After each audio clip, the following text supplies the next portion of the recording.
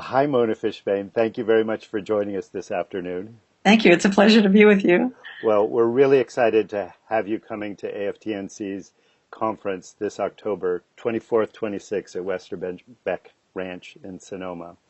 I want to ask you a few questions. You recently wrote a book about, through Norton Press, Loving with the Brain in Mind, Neurobiology and Couple Therapy. How did you come to write that book? So I've been a couple therapist for about 4 decades, and I love doing couple therapy. About 10 years ago, I started learning about neuroscience and became completely intrigued by what I call news from neuroscience can teach us about relationships, long-term love, and couple therapy. Began publishing articles on those topics.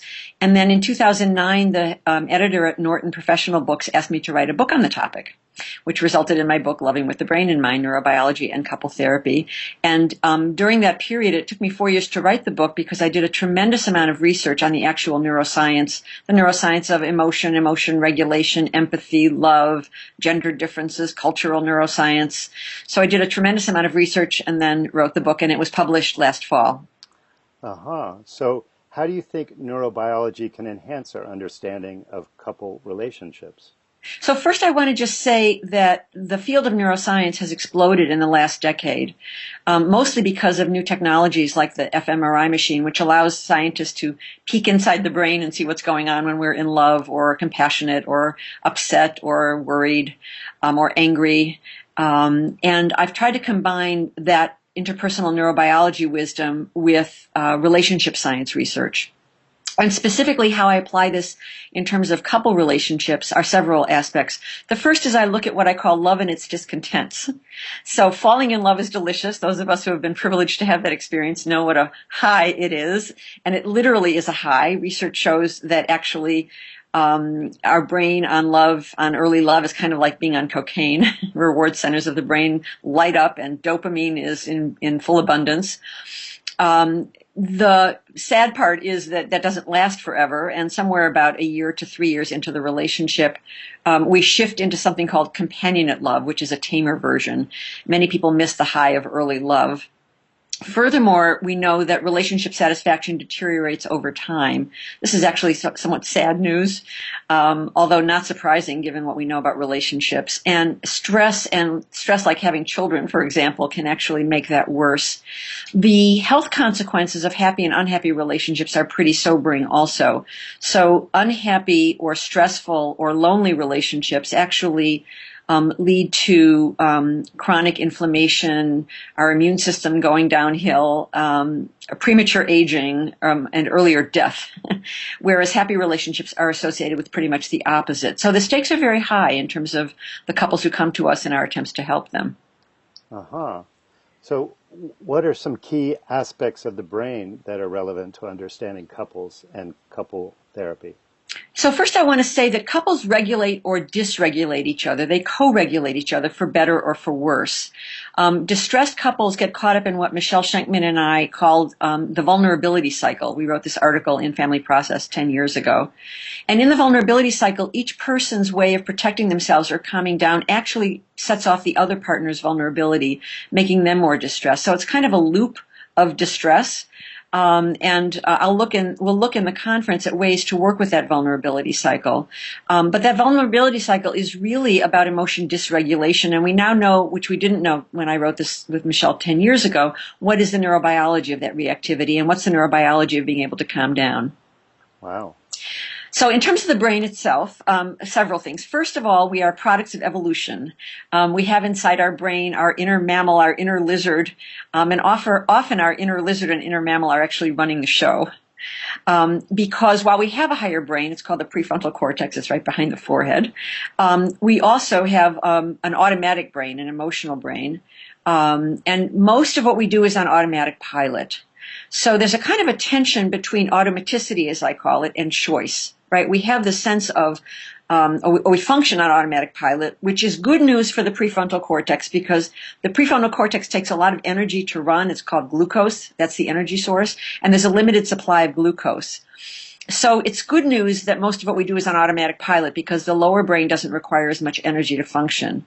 But the bad news is that we are on automatic pilot and often become caught up in cycles of automatic reactivity with our partner. And so that's really where we come in terms of the work. Much of that automaticity is run by the amygdala, the emotional brain. The amygdala is the source of the fight or flight, or in dire cases, the freeze response. The amygdala also holds old emotional memories. So if I get activated with my partner now in a way that feels like I felt when I was a child, I'll get a double whammy of an amygdala reaction, which is why I think it's important that we look actually at family of origin issues in couple therapy and not just the current moment.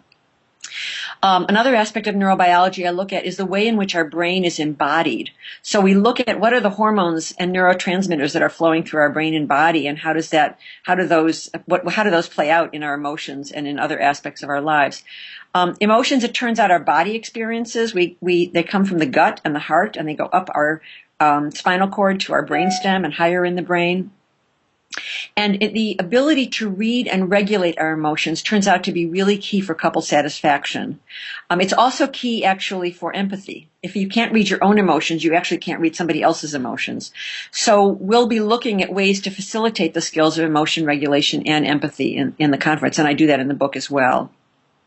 We're going to look at the role of the prefrontal cortex and how important it is in the ability to choose and live according to our values, our higher values. We're going to look at the social brain and the ways in which we're wired to connect, the processes of attachment, attunement, and empathy, and how to nurture that. And then we're going to look at habits and change. We are creatures of habit. We have circuits of neurons that fire together, and those underlie our habits. The stronger the habits become, the more we do something, the stronger those circuits of neurons become, and vice versa. It's kind of a biobehavioral loop. So you basically are what you do. The more you do something, the more that your brain changes in accordance with that. So that's kind of tough because it means it's hard to change habits. On the other hand, we are creatures of change and adaptation. And in the last 10 years, neuroscientists have found that neuroplasticity, the ability of the brain to change, can continue throughout life, which is great news for therapists and for clients. So those are some of the key issues in the brain itself and what we'll be looking at. Well, it's good to hear that there's some hope. I'm curious how you take all of that and then integrate the neurobiology into the practice of couple therapy. Sure. I really want to make this a practical application, both in the book and in my workshop. So one of the things is we're going to look at couple distress. What is that vulnerability cycle? How can we help couples understand and even draw the cycle? We help couples diagram the cycle.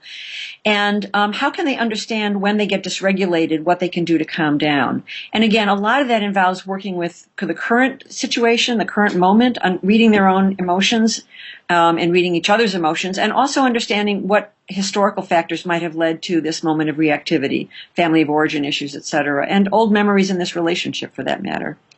Then I look at how to facilitate what I call proactive loving. So proactive loving is in contradistinction to passive loving. Passive loving is like I fall in love, I fall out of love. Which is, I get falling in love. I fell in love, right? I remember the moment when Cupid's arrow hit me right in the heart with my husband. But falling out of love strikes me as kind of a passive approach. It's almost like falling into a pothole. It just sort of happens to you, and then people will say to me, I still love my partner, but I fell out of love with her. And I think what's happened is they've lost that initial romantic passion, which does fade with time, and now they want another hit of the drug, so they may go somewhere else, either, an affair or a divorce or whatever. Understanding that we need to nurture that passion over time, I think, is really important. So a lot of skills of proactive loving, how to nurture the relationship, how to nurture the self in terms of emotional and social intelligence, I think is key. So aspects of emotion regulation and empathy, these are skills that I actually work on in therapy with couples. Sometimes I use what I call neuroeducation, which is, sorry for the dings back there, that's my computer letting me know I have an email. But the neuroeducation is a way of de-shaming and explaining what's going on in the brain when we have a meltdown. I help couples nurture their connection proactively, what we call nurturing the we of the relationship. And we'll look at both the neurobiology of that and also specific techniques to facilitate that. And finally, we'll be looking at challenges of change in couple therapy. How can we work with habits on the one hand and nurture change on the other hand? How can we facilitate neuroplasticity and facilitate relationship plasticity at the same time? So that's my modest goal for our 2 days together. And that's really what we're going to be looking at. Well, I'm really looking forward to it, and thanks for spending the time today to give us a small sample of what we're going to hear about. It's my pleasure. And I want to add one thing that it's going to be a very practical hands-on approach so that there will be a lot of conversation, case examples, et cetera. This is not just going to be abstract knowledge about the brain in couples, but really looking at how we can use this proactively in our couple therapy. And I'm really excited to come to the conference and to join you all. It sounds great. See you soon. Thanks so much.